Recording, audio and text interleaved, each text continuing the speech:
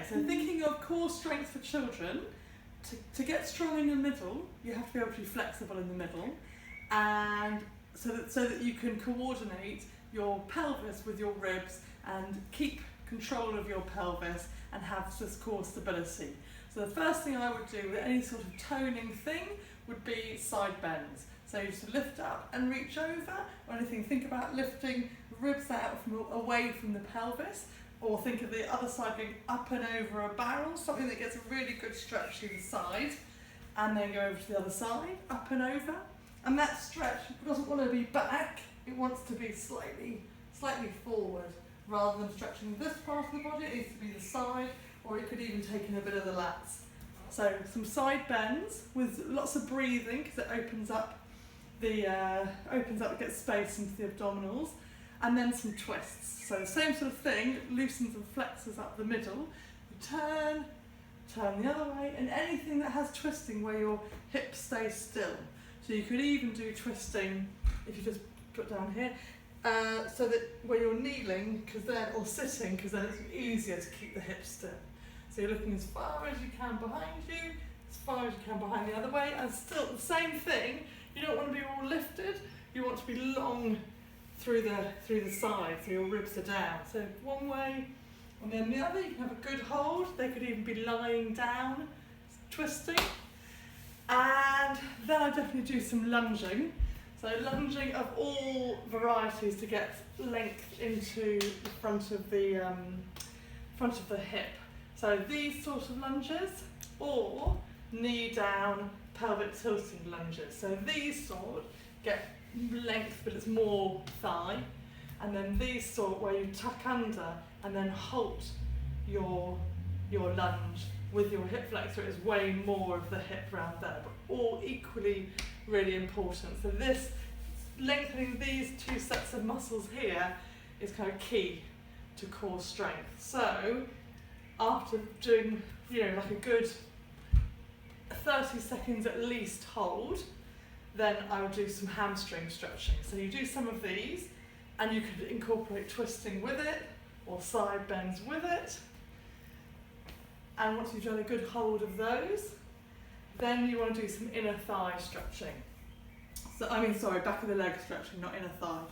So you could either do these lying down with one leg up in the air, or this kind of V sitting, so inner thighs and back of the legs, little toes down to the floor, and then you're going forward, and you can do stretches over each leg, sit bones staying down. So I'm sitting on something, because if someone's got really tight hamstrings, and then you're stretching like this, and they're just tucked under, then it makes, all they're doing is trying to stretch their back, they're not actually stretching hamstring. So they need to be sitting on something. So actually someone with really tight hamstrings would even do this sitting on a chair. So you want to spend some time on each side, and this is super key for core strength. And boys generally get short in the hamstring from like age of about 2 or 3. So good hold over each side, and you could do hamstring stretches on a chair. Same thing, you want that foot turned out, you want your hip bones lined up with that chair, and then you're falling forward, and ideally you're trying to drive your bottom out behind you, which is why sitting works a bit better, because you can try and get that neutral pelvis. So this is not a hamstring stretch.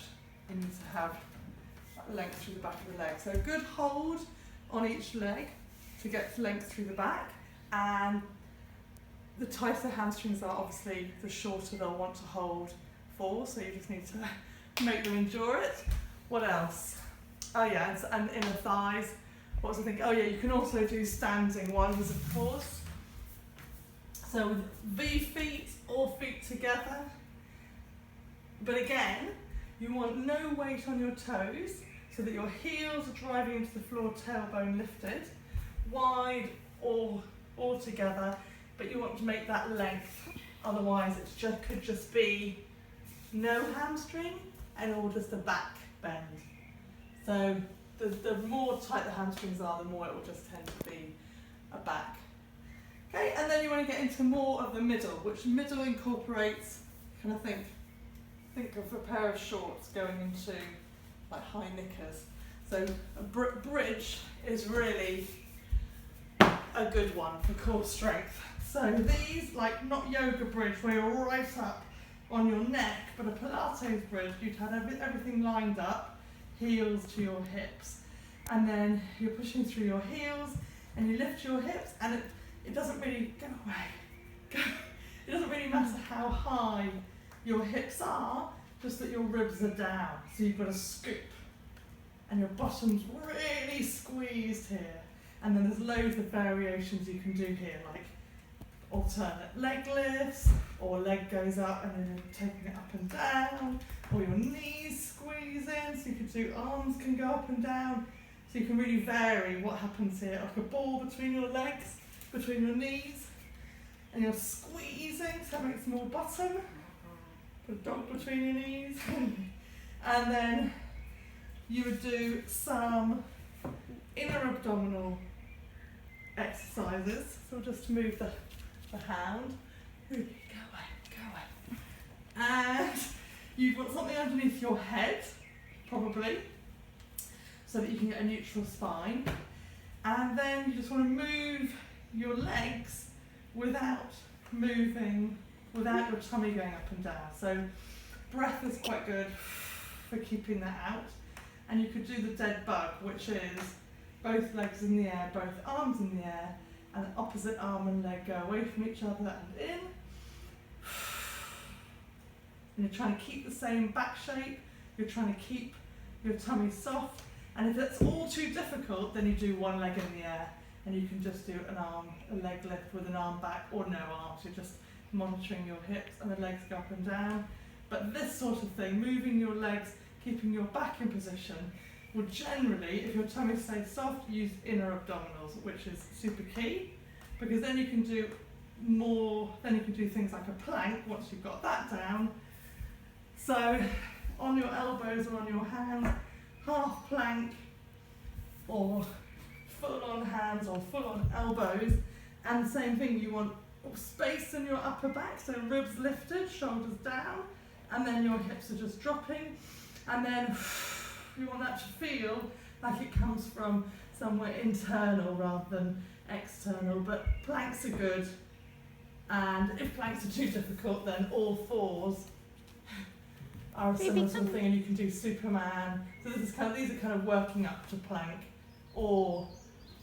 but similar in their own right, that you need to have this corseted middle, and you're using your back and all your rectus spinae muscles to control it. Uses quite a lot of shoulder. So that variation. So I would do planks, and then lying on your back, some sort of form of dead bug. And then all the other ones are really stretches. Oh no, bridge. And then all the other ones are really stretches, which are key. And I guess you could just, there's various ways you can make those fun.